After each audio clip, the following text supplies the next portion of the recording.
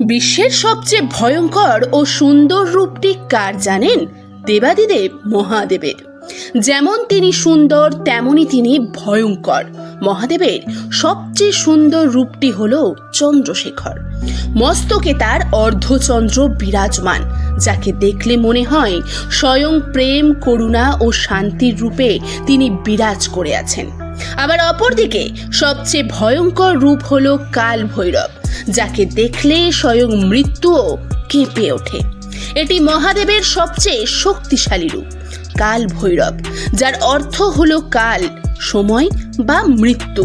আবার ভৈরব, যার অর্থ ভয়ঙ্কর।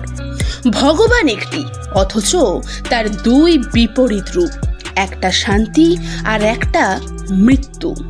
আজকের এই তথ্য ভালো লাগলে একটি লাইক, চ্যানেলে নতুন এলে দয়া করে একটা সাবস্ক্রাইব। Thank you.